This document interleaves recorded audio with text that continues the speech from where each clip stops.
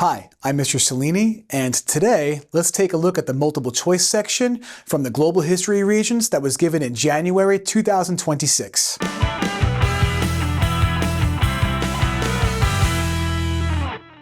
If you like this video, be sure to check out my channel. I've got a ton of videos on the multiple choice section, the CRQ, and of course the Enduring Issues essay.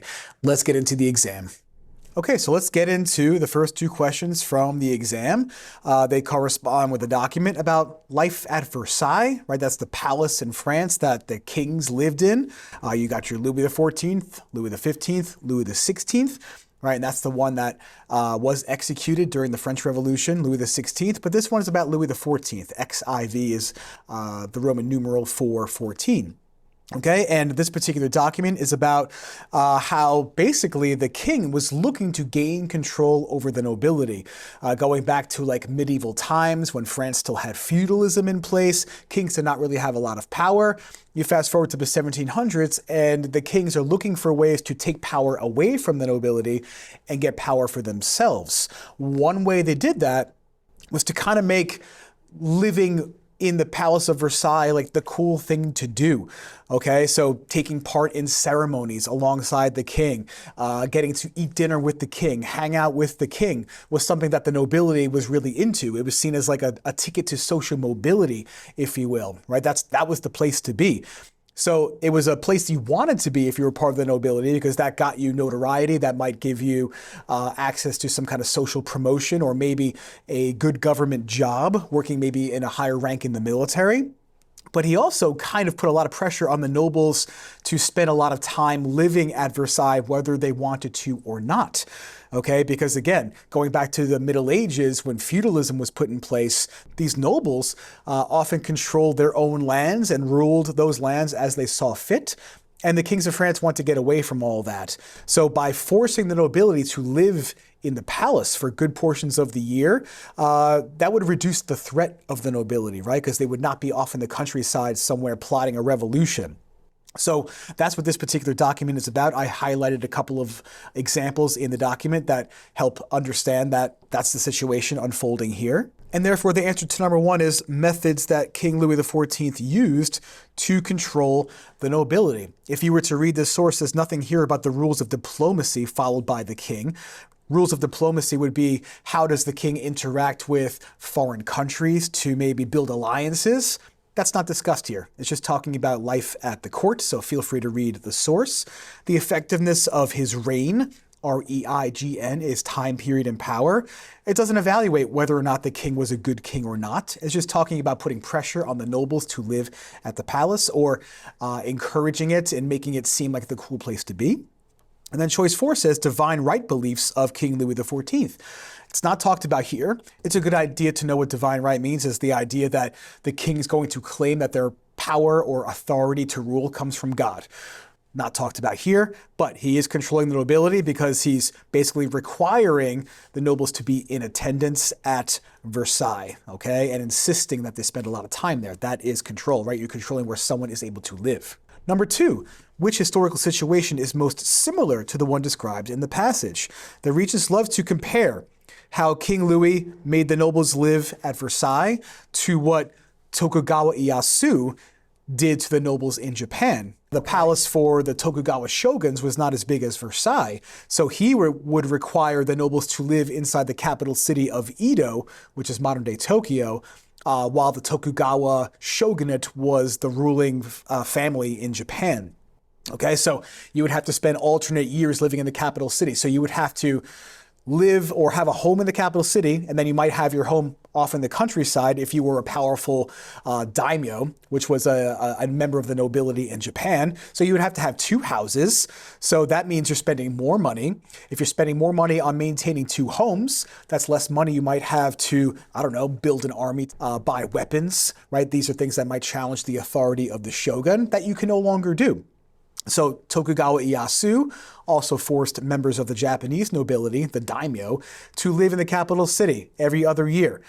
Okay, and the families had to live off in the countryside while the daimyo lived inside the capital city. Okay, it just makes life harder for the daimyo. If life is harder and more expensive and you're under the watch of the shogun for a large portion of your life, it's going to be harder for you to have authority over your own lands. It's going to be harder for you to try to overthrow the shogun. Both King Louis XIV and Tokugawa Ieyasu were looking to gain more power over their lands by centralizing their authority, which means taking power away from the local nobles who used to govern their lands as they saw fit.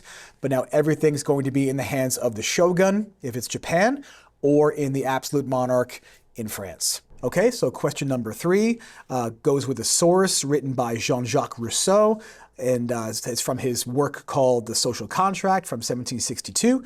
Jean-Jacques Rousseau is one of your Enlightenment thinkers. Okay, usually it's going to be a John Locke or a Montesquieu, maybe a Voltaire. Rousseau does not come up quite as often, but the social contract idea is worth knowing. Okay, the social contract idea, at least in terms of how Rousseau explained it, is this idea that the people as a whole come together to form a government collectively that protects or is designed to protect the rights of those that create the government in the first place. Okay, so they agree. A contract is an agreement between people. So the social contract is the idea that people agree collectively to form a government. Okay, it's an agreement, a contract is an agreement, but also an agreement not just to form a government that defends rights, but also maybe curbs some liberties if it would protect the community as a whole. Right, a classic example of the social contract idea could be applied to like the United States Bill of Rights. The people as a whole, right, who led the American Revolution, then created this Constitution to defend basic liberties, right? That's what the Bill of Rights is all about. But there are certain restrictions on some things. Yes, Amendment number 1 guarantees freedom of speech, but not under every situation. So the collective society has decided on the ways that freedom of speech can be restricted in certain cases when it puts people's lives at risk. Okay, so social contract and Enlightenment idea, it's democratic. Which statement describes the author's point of view, meaning the author's feeling? So he's talking here about just that. Votes of the greatest number always bind the rest. This is basically the idea that the majority rules and the people with the minority opinion, right, or the minority vote for a particular politician, right? Let's say a president wins with 60% of the vote. That means the 40% are unhappy and have to live under the rule of a person they did not vote for. That's just the nature of democracy. So number 4 is the answer here. Individual power is limited by the majority, right? If my opinion is different from the rest, if I pick a person that no one else wants, my power over who gets to be in charge of my government is limited by what the majority of the people in my country want. Okay, a classic political cartoon, The Executioner is Guillotined by Maximilien Robespierre. Robespierre is associated with the French Revolution. It's associated with the radical phase of the French Revolution, also known as the Reign of Terror, which is kind of a hypocritical time period for France. Okay, the whole idea of the French Revolution was to kind of, bring Enlightenment ideas to the government, get rid of absolutism, bring in democracy, bring in the social contract idea, bring in a constitution that guarantees people's rights and liberties. And now we have a government arresting people and killing people if they don't agree with the changes or if they still are loyal to the king. So they're committing human rights violations and denying people the rights that they were supposed to protect. Which claim is best supported by the cartoon? It's going to be that France had entered a radical period of the revolution. If you're executing people who disagree with you, that's a radical approach to dealing with critiques and criticisms. Can't pick choice 3. They're not upholding Enlightenment principles. Okay, if you're executing people for having an opinion different from the opinion of the government, that's not protecting freedom of speech, that's violating freedom of speech or denying it. So we cross off 3. France had created a limited constitutional monarchy. That was like the moderate phase of the French Revolution, where for a time, the National Assembly and the king would share power, kind of like a checks and balances kind of a system. That goes away by the time Robespierre is doing his thing. Okay, there is no more king by this point because the king is dead. So there is no more monarchy of any sort by the time the Reign of Terror begins in France. So we cross off choice 4 as well. I don't see any degree of tolerance in this source, okay, religion or otherwise. So don't pick choice 1 either. Number 5, which situation was the result of the situation depicted in this cartoon? That's kind of wordy. Okay, so basically, what is the effect of this document? And it's going to be Napoleon rising to power and reducing the chaos. eventually the government of France gets tired of Maximilien Robespierre doing all these executions. It's just causing too much chaos in French society. And Napoleon rises to power based on his fame working for the French military. And when he does take over, he gets rid of the Republic. Okay, Napoleon kind of acts like an emperor, if you will, but people were okay with it because he brought the Reign of Terror to an end, restored some stability to France. Okay, that's the direct effect of this Reign of Terror time period. Can't pick choice two. King Louis XVI was not restored as an absolute monarch. King Louis was killed by this point. The estate system was never reinstated. Okay, the whole revolution, the whole point of it, well, one major point of it was to get rid of the whole idea of first estate, second estate, third estate, right? Because the third estate felt oppressed. They were a majority of the poor of France. They had to pay all the taxes. They don't want to bring that back. Catholic Church does not become more powerful because during the French Revolution, the revolutionaries often seized the property of the Catholic Church and seized money that the Catholic Church had. That's not a way to get more powerful. You're going to have less power there. So Napoleon is your best answer for number 5. Okay, number 6 is attached to a source about Simón Bolívar. You don't see him too often, okay, but Simón Bolívar was a Creole living in South America, inspired by Enlightenment ideas, okay? If you were a Creole, okay, that meant you lived in the Americas, you were born in the Americas, but your parents were European. So probably a lot of travel back and forth between Europe and the Americas. Therefore, you were exposed to Enlightenment ideas if you were around during this time period. Okay, so Simón Bolívar wants to liberate South America from Spanish control, or at least the Spanish colonies of South America, and he had to fight for it. Okay, it's talking a lot in this source about the difficulties associated with the geography, right? How South America is huge, the marches and walks are very long, high heat and humidity, had to deal with the Andes, right? That's the big mountain range in South America. You might remember the Inca Empire from 9th grade. They lived in the Andes Mountains. Okay, so therefore, understanding the geographic impact on the fight for independence is the best answer for number 6. A historian would find this passage most useful for understanding how geography made it hard to fight for independence. It made Simón Bolívar's life difficult in a lot of ways. Okay, liberating South America was tough because of the geography, but Simón Bolívar was also a nationalist. He wanted to unite all South Americans into basically a United States of South America. But because of all these geographic barriers, it was kind of hard to unite people. People had a lot of cultural differences. And if I can't get to a place, I can't rule over a place. So instead of one united South America, you get separate independent South American countries. And that's how it is to this very day. So geography is your best answer for number 6. Okay, questions 7 and 8 go with the Irish potato famine. Okay, it's often a good idea to look at the source information underneath the document. Also, too, sometimes there's a summary at the top, which might prove to be helpful. Okay, so Ireland was a British colony, and oftentimes during imperialism, right, the whole point is to profit off of your investment. So Britain controlled Ireland, British people owned land in Ireland, and they wanted Ireland to suit their own needs. They didn't care as much for the needs of the Irish people. So you get to a situation in which a lot of English people control Irish lands, and they were taking wheat, barley, oats, and oatmeal from lands in Ireland and sending it back to Britain. And this creates a situation in which the people in Ireland, right, they're exporting all these nice grains back to England, so they have to rely on the potato for sustenance. Okay, the potato is not something that the British were taking. So the Irish were like, okay, you don't want the potato. I could grow a lot of potatoes in this climate. It could feed a lot of people. We'll eat potatoes. And unfortunately, we'll have to send all this stuff off to the British. This is one of the things that causes a lot of anti-British resentment later on and the demands for Irish independence. Okay, this makes the Irish pretty mad. The point is, because of British policies of exporting the good grains out of Ireland, Irish people get dependent on the potato. When the potato goes bad, Irish people start to suffer from famine. Okay, and there's other stuff going on in this source, how the British government did not provide food aid to Ireland. And the argument was, oh, laissez-faire will take care of it. Laissez-faire meaning the government should not get involved and then things will resolve themselves. Okay, so this is going to make Irish people upset. It's going to cause Irish people to have to leave Ireland, most of which came over here to the United States. And you'll talk way more about the American perspective on all that in 11th grade, right? How people accepted or maybe did not accept so much Irish immigration back then.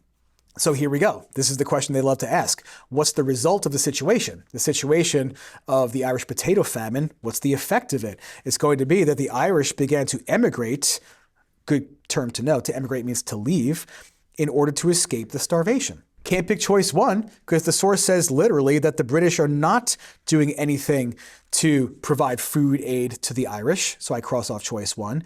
Efforts to regulate food prices. No, in laissez-faire, the government does not regulate anything. British citizens emigrating to Ireland is just not what they did. Okay, they were already British people living in Ireland who were causing the situation in the first place. Okay, so this does not lead to more people going there. They're already there. So choice three is our best answer. Okay, they love to talk about the effect of the potato famine, which is mass migration due to famine. The economic theory described in this passage is most related to the ideas found in. This one's tough. I love this question, but it's a tough one because you have to know a little bit about the author or the work of that author and then make a connection to a philosophy in this source. So when you see laissez-faire, you think the wealth of nations. I like to tell my students for the 10th grade social studies curriculum, laissez-faire, capitalism, free market enterprise, free market reforms, these all kind of mean the same thing. It's that private property exists, there's a profit motive, the government does not get involved in the affairs of businesses too much, and you're free to run your business as you see fit. So no government involvement, laissez-faire, capitalism. Adam Smith is like the father of capitalism, I guess you could say.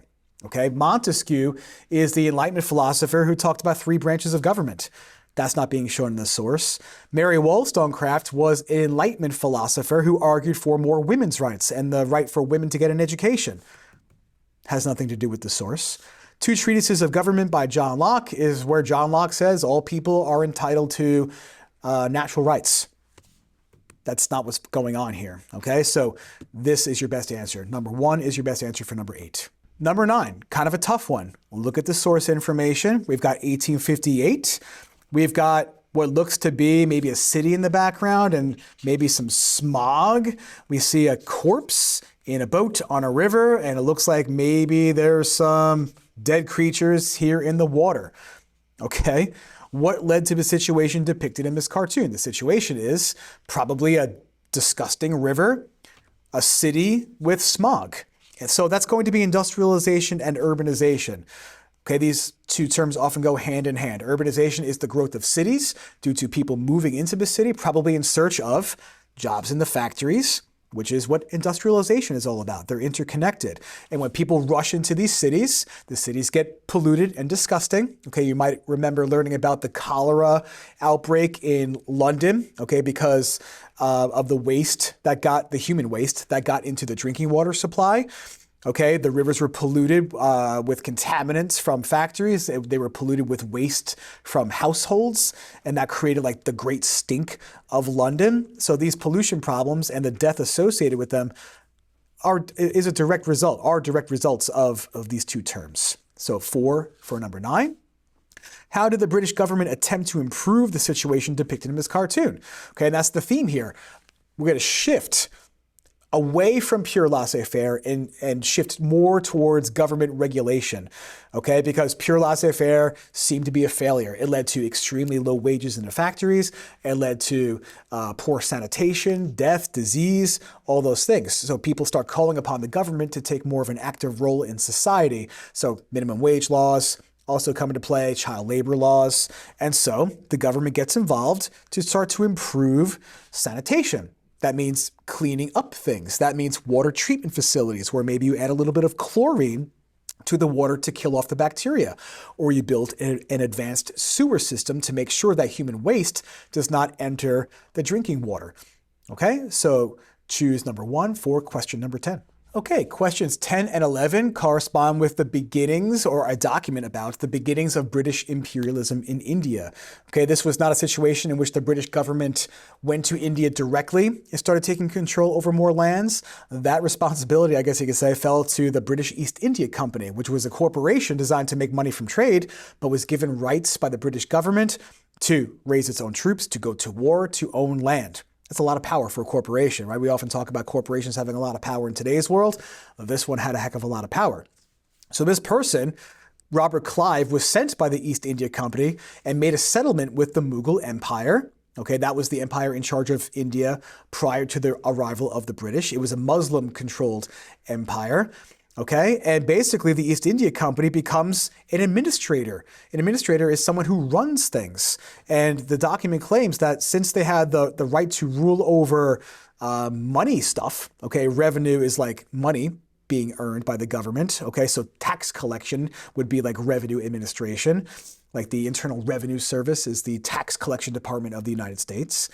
This document is claiming that since they had control over taxation, the East India Company did in a certain part of India, that this is the beginning of the British Empire in India. Okay, it's definitely the beginning though, because the East India Company, as you should remember, did some things to irritate the people of India. The Indians kind of criticized the East India Company for not acknowledging the culture of the people of India. You might remember the sepoy soldiers being upset about animal grease being inside of the rifle cartridges. So there's a rebellion in 1857, the Sepoy Mutiny. It fails. The British government goes, well, we almost lost control over this thing. Corporation, you're out, and we're going to govern India directly as a colony. Just to give you a little bit of the effects of all this. But which claim is best supported by the passage? It's two. Robert Clive was a central figure in expanding British influence in India. Why? It says it right here. He made a settlement with the Mughal Empire, giving the East India Company control over revenues. Okay, that's the beginning. That's the expansion of British influence there, right? Because the document says that's the beginning of the British Empire's control over India. Can't choose choice one here because it's not talking about trade. And we know that normally when a European country conquers an Asian nation at this time, trade is never going to be equal. Trade is going to benefit the European power. The Mughal emperor successfully controlled most profitable provinces. No, he gave up the profitable provinces, meaning sections of the empire, to the East India Company. The East India Company became a trading organization run by the Mughals. No, the Mughal leaders did not run the British East India Company. The British stockholders ran the British East India Company, right? It's a corporation after all. Number 12, the appointment of the English East India Company or British East India Company as revenue collector can be considered a turning point in Indian history because it led to a long period of British dominance in this region. That is the effect. Can't choose choice one because the East India Company does not create the Indian National Congress. The Indian people themselves created the Indian National Congress, and they did that to fight against the British. So we absolutely do not pick choice one. Choice three, guarantee the independence of Indian provinces. No, power is being taken away after the East India Company gets a hold of some parts of India. Immediately transform the provinces of Bihar and Bengal into wealthy urban centers. Can't choose that one because British imperialism in India generally favored the British, okay? And the Indian people kind of suffered economically as a result of the British presence there. You might remember that they passed a bunch of laws making it really hard for the Indian people to sell their own products. They were basically forced to buy British stuff, and therefore their own home industries suffered. So I wouldn't say that some parts of India became wealthy centers. It's going to be choice two. Let's keep going. Question number 13 is about Germany before World War II and the Hitler Youth movement. Okay, I'll just jump to the answer here. Okay, the Hitler Youth is about indoctrination, and that's a good word to know in Global 10 or just in general. You can think of indoctrination as like brainwashing people, okay, specifically in this case at a young age into believing the philosophies of the government, because then maybe they would grow up and remain loyal to the government and want to fight to defend the government and defend the country. So they trained the Hitler Youth in the use of weapons to maybe defend the country later, and they were brainwashed with Nazi ideology. That's Nazi ideas. So if it's Nazi ideology, it could be that, Germany was unfairly punished with the Treaty of Versailles. Maybe it's a lot of anti-Semitism, stuff like that. So yes, that's all about indoctrination, brainwashing the Nazi children into believing that the Nazi Party is doing the right thing. Okay, which is not cool, obviously.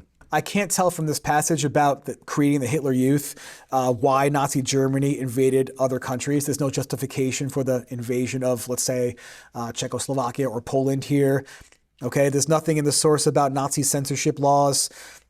There's nothing in the source about the steps the Nazi Party took to improve the German economy, right? Had the source discussed how people were put to work building munitions or building the Autobahn, then sure, but that's not here. The only thing that's here is indoctrination, because kids are hearing about Nazi ideology.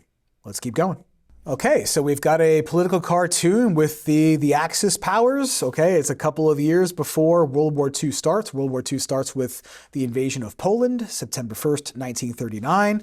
So we've got Japan, we've got Italy, and we've got Nazi Germany. They're talking about colonial empire, and they're talking about those places being expansionist societies, right? They're all three are looking to expand their empire.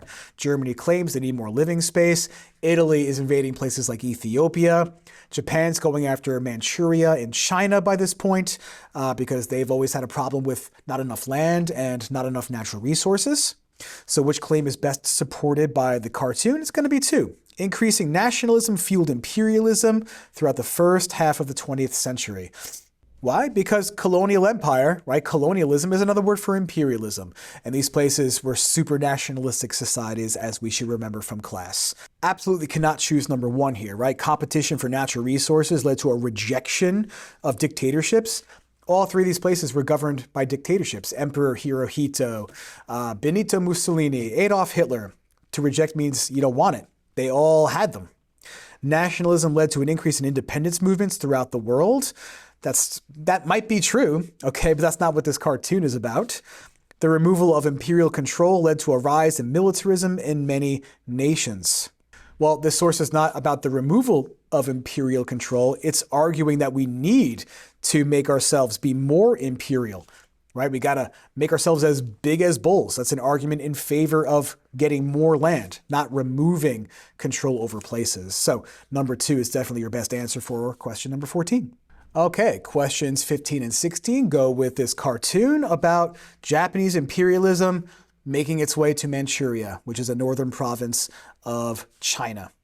The cartoon can be used to demonstrate it's going to be number one, the threat posed by Japan to other territories of Asia, right? Pointing a sword at somebody, stabbing a place, that looks like a threat to me. The shadow over China is like something to be feared, okay? It's a threatening thing. Military technologies that Japan possessed. This doesn't tell us about military technologies. The guy's carrying a sword. That's as primitive as it gets, right? And we know that there were a lot of new war technologies in both World War I and World War II, right? Just like machine guns, chemical weapons, flamethrowers, airplanes, tanks, you name it. This is a sword. Geographic barriers that protected China from foreign influence. Well, it doesn't look like China's being protected, right? Japan's already in there, and they were. By 1931, Japan was in Manchuria. Alliances that were formed in East Asia. There might have been alliances, but this is not a map showing me two opposing alliances. It's showing me that Japan is threatening Asia. So choose choice one for number 15. Number 16 says, what was the cause of the event shown in this cartoon? So what led to Japan going after China? It's the success of Japan's Meiji Restoration. That's a tough one, but you got to know this guy, okay? Meiji is the guy who takes power in the late 1800s in Japan, who begins to modernize and industrialize. And since Japan wanted to industrialize but lacked an abundance of natural resources, they make it their mission to go after their neighbors to get those resources for themselves, not unlike other countries who pursue the path of industrialization. Russia never tried to invade Japan. Okay, sure, Russia and Japan did fight a war between 1904 and 1905, the Russo-Japanese War, but Russia never invaded Japan. They fought mostly in this part of Asia, around Manchuria, and Japan won. Japan's defeat in World War II, that happens after the cartoon. World War II ends in 1945. So I can't say that Japan losing in World War II caused something that happened in 1937. Doesn't make any sense. Japan's loss in the Sino-Japanese War. The Sino-Japanese War was fought in the late 1800s over the control of Korea. Okay, so that did happen before this. But I wouldn't say that that's a cause for this because Japan did not lose that war, okay? That answer choice just doesn't make any sense for a lot of reasons. So again, the best answer is number 3 for question number 16. Number 17 is a tough one. Which issue is the focus of the cartoon? Okay, well, the cartoon comes from 1948. Okay, World War II is over. Who's next to be liberated from freedom, comrade? If I call somebody a comrade, that's how I refer to someone in communism. And we've got a character here who you should be able to recognize as Joseph Stalin. Okay, if I see a guy with a big bushy mustache, 1948, comrade, I'm thinking communism in the Soviet Union, led by Joseph Stalin. And it's after World War II, okay? And as you should remember from class, during the Cold War, communism was trying to spread its influence to more places.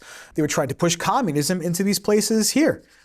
Hungary, Poland, Greece, Italy, Czechoslovakia, Turkey, okay, a whole bunch of places because Stalin was obsessed with this idea that the West would try to invade Russia again, just like it did when Napoleon did it, when he was the leader of France, just like Hitler did it when he was the leader of Germany.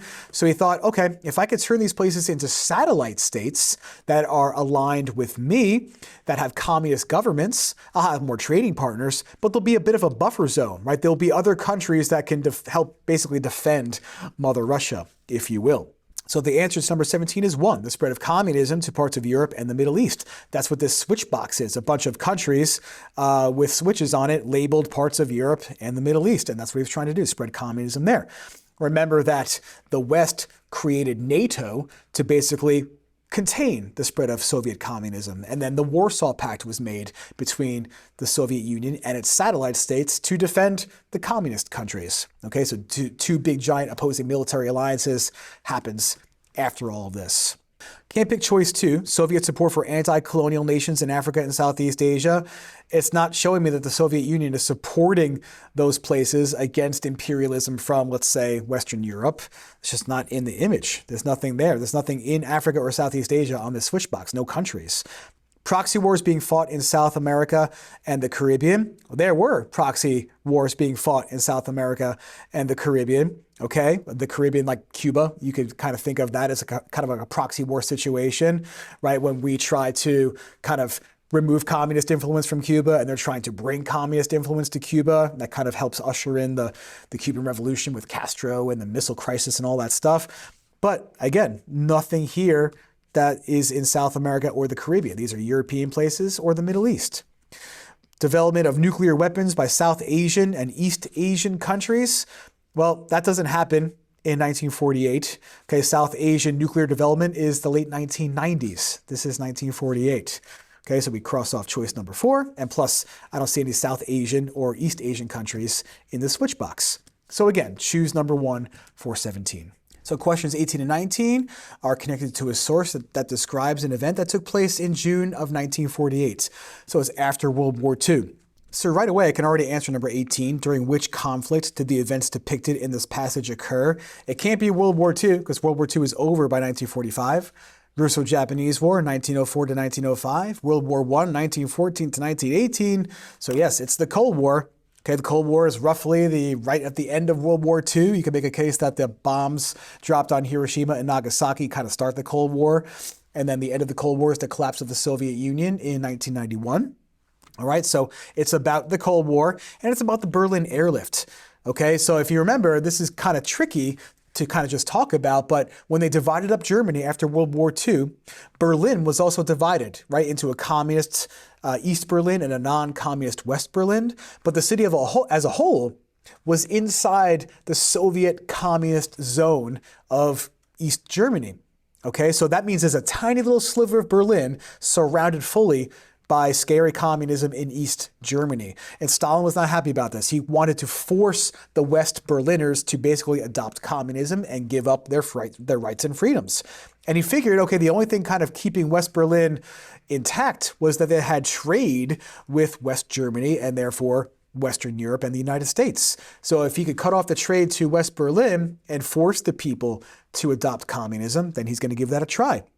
So he tries to make a blockade, but the British and the French for 11 months just fly supplies in, right? This is the Berlin Airlift. And that's the answer for number 19. According to this author, the purpose of the airlift was to provide resources to West Berlin to keep them going, to help them resist communism, right? This is an example of Cold War containment, stop the spread of communism, even in a place as small as West Berlin. Okay, questions 20 and 21. Okay, you should associate Ho Chi Minh with communist Vietnam. So you should associate Ho Chi Minh with Vietnam. This is a guy who resisted French imperialism in Vietnam, and he chose communism as his path to resistance. Probably a good tool to motivate the poor peasantry to get on his side, to help him resist the French. Maybe he could also grab hold of an alliance with the Soviet Union and eventually communist China, which would also help him. Okay, and as a result of containment policy, the United States went to Vietnam to stop Ho Chi Minh from turning Vietnam into a communist country. Okay, so he's complaining, Ho Chi Minh's complaining about the French here because the French say, right, French Revolution, Enlightenment, all that stuff, that people are guaranteed natural rights. But despite all that, the French come in and they oppress the Vietnamese, taking away their life, liberty, property. So they're kind of inhuman. They're hypocritical. They prevent the Vietnamese from being united into one country. So he's upset with the French. He is therefore doing number one, right? Using Enlightenment ideas to highlight unfair treatment by the French. Here's your Enlightenment ideas, and here's the unfair treatment by the French, right? The French are oppressing the Vietnamese. He's absolutely not rejecting Marxist ideas, right? Marxism is communism. Okay, Ho Chi Minh is a communist leader. He is celebrating his collaboration with the Japanese to rule Indochina. This can't be the answer. It's a little confusing, but during World War II, the Japanese briefly had control over the French colony of Indochina before Japan loses the war, and then France goes back after World War II to try to get it back. He's not going to collaborate with the Japanese to rule over Indochina. He wants Vietnam to be independent, not ruled by somebody else. Okay? He is announcing his intention to join the Warsaw Pact. No, definitely not. Okay, despite the fact that Vietnam becomes a communist country, the Warsaw Pact consisted of the Soviet Union and its Eastern European satellite states, not Vietnam. Okay, so life, liberty, property is your clue, the biggest one in my opinion, that he's talking about Enlightenment ideas. What was one result of this speech? The result is decades of conflict with foreign powers. Okay, because like I said, he's not happy with French imperialism in Vietnam. World War II ends. The French try to take Vietnam back. Okay, the Vietnamese resist and they force the French out. But then the United States goes, well, we don't want communism spreading into Asia, and so we're going to go to Vietnam to try to stop that. So decades of conflict, 1940s, 1950s, 1960s. America finally leaves Vietnam starting in 1973. Okay, and foreign powers is the French and the United States. So number 4 is the answer to number 21. Can't choose number 1, period of isolation. Okay, because if the French are in Vietnam, that's the opposite of isolation, right? That's interaction. Attacks by North Korea. North Korea is not attacking Vietnam. Why would they? They're both communist countries. The annexation of Laos and Cambodia. Vietnam never becomes an imperial country. These two countries become independent, just like Vietnam does eventually after conflicts. Okay, so the Vietnamese are not annexing these places. Laos and Cambodia are independent places. Okay, number 22 is attached to a source from Jomo Kenyatta. He's associated with Kenyan nationalism and the Kenyan independence movement. This was a place that was controlled by the British. Okay, he's looking to unite Kenyans together to help fight for freedom. He's looking to implement democracy in Kenya. Okay, so that the majority rules. The majority of Kenyans were black Africans, not white Europeans, right? So if they're going to have democracy, they would have power over themselves instead of having the Europeans make decisions for them, right? They want to elect their own representatives, right? That's the first task, elect people. That's what democracy is all about. The author's point of view is just that. Achieving the right to vote is the first step in developing democracy. He says that straight up. Africans must first achieve the right to elect our own representatives. That is a core concept of democracy. I wouldn't say that democracy leads to fewer rights. Normally, we associate Enlightenment principles with democratic countries. Tribal distinctions encourage democracy. He's not talking about distinctions and division. He's talking about unification. So we cross off number 2. Number 3, voting is an important process in European colonization. Well, voting is important in European society, but I don't think one has to do with the other, right? Why would voting lead to European imperialism? European imperialism is motivated by economic goals like getting resources and new markets for goods. Okay, so I don't think people vote for European colonization. It's just what the government does once they're elected to power. Okay, 23 and 24 are about Iran under the rule of the Shah. Okay, the Shah was a leader that was supported by the United States that kind of helped him get into his position of absolute authority over Iran. And a lot of people liked some of the things that the Shah did, okay, despite some corruption and maybe a growing dissatisfaction with a lack of rights in Iran when it comes to like the freedom of speech. Capitalism grew in Iran. The economy was doing very, very well. Women's rights in particular grew in Iran. Okay, they had the right to vote. They had more authority over their own lives when it comes to like marriage. Okay, but people in Iran, not everyone was on board with these changes.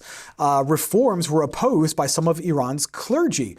Clergy is people who work in the religion. Iran was a pretty pious Islamic nation, meaning people were very dedicated to their religion. Now the Shah guy comes in and tries to westernize Iran, bringing in a lot of European and American culture.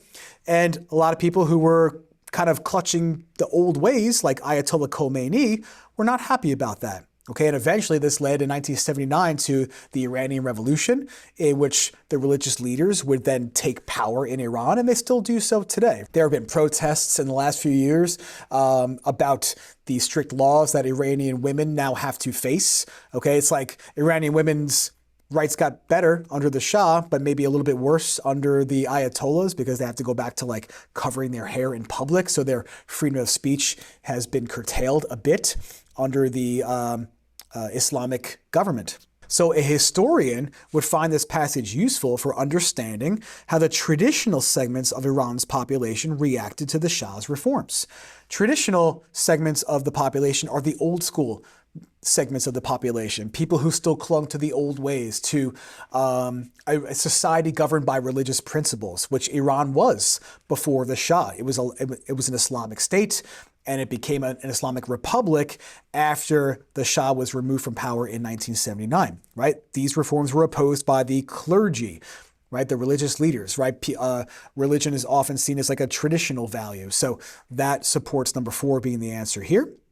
A long-term effect of the reforms described in this passage was the overthrow of the Shah. Like I said, people were upset with the Shah for a number of reasons. The religious segments of the population were upset with the Shah. Some people were upset with the Shah because he started to curtail the freedom of speech in society. You could be arrested without good reason, just for like speaking out against him. People were upset because of a growing gap between the rich and the poor. So there were some religious people and some others who were upset. Together they unite and they overthrow the Shah and replace the Shah with an Islamic state that, again, is curtailing people's rights, but just in different ways. So choose number 1 for question number 24. Okay, so questions 25 and 26 go with the source here. I highlighted some key phrases and concepts that help us understand it. It's about the Cultural Revolution. How do I know that? Mao Zedong is in power. Okay, it's talking about a kid who's complaining about their teacher. Remember, during the Cultural Revolution, Mao created the Red Guard, and the Red Guard was in charge with the idea of persecuting teachers, right? Calling them out for saying or doing things that are anti-communist. That's what she says here. The student in the source accused her teacher of lacking proletarian feelings toward her students. Meaning she's saying the teacher does not know what it means to be a member of the working class, right? Someone who supports communism, right? The teacher is like this old school, elitist, wealthy individual, which used to be the case in Chinese society long before communism. So she goes to the teacher's house and she puts basically puts up a hate poster in the teacher's house, broke it and hung up a hate poster on the teacher's wall. So that's an example of persecution. So persecuting teachers, children being indoctrinated to not like their teachers because teachers might question the teachings of communism, right? Because teachers might know about other philosophies like capitalism and democracy. And the word revolution is here. So the historical development in China that's being described in the passage is definitely the Cultural Revolution. Right, Mao Zedong is a little bit paranoid. Some of his policies, like the Great Leap Forward, were failures. He's afraid people might start to criticize his leadership and the ideology of communism. So he starts to go after these people. It's kind of like the Chinese version of the Reign of Terror during the French Revolution. Number 26, your answer is 2. Here it is. The failure of the Great Leap Forward. Okay, which situation's responsible for the events? The Great Leap Forward. Why? Because that might make people criticize Mao, and he's looking to get rid of people who might criticize him, and that's what this source is all about. Okay, we're almost there. 27 and 28 are about a current event situation, which is often the case with the end of the Regents. The Regents goes, as you probably have noticed, in chronological order. So this is like an example of an enduring issue, right? The spread of disease. What's the disease? Malaria. Causes a lot of people to die. And you can prevent this by simply testing people and diagnosing the problem. Because if you could find out that people have malaria early, and if they get treatment, then we can prevent the deaths. The source claims that it's hard to get a proper diagnosis, meaning it's hard to detect malaria in people until new technologies were invented. Now, with a simple device that goes on the finger, connected to a smartphone, they beam light into the blood cells, okay, and they can detect malaria in that way. Not too much unlike how my Apple Watch detects my heart rate, right, by beaming light into my blood vessels and measuring the pulse of my blood vessels. Okay, so kind of a similar technology. So what's the problem being described in this article? The need for effective testing for diseases. Okay, it was hard to test for malaria. Now with this new technology, it gets a little bit easier. Which response is being taken? That's easy. Developing new technologies to meet local needs. Okay, the local need is, I got to get cheap, efficient testing for malaria to save people's lives. So they make a new technology to meet the needs of the local populations in parts of Africa that suffer from this. The source does not mention anything about international cooperation here. It's just talking about people in Africa dealing with this problem, but that's a common thing the Regents likes to ask about, okay, because the World Health Organization is a global organization that tracks the spread of diseases in order to provide people with warning and how to effectively deal with the spread of diseases, okay, but that's not being talked about here. So your best answer is number 2, technology to solve the problem of testing for malaria.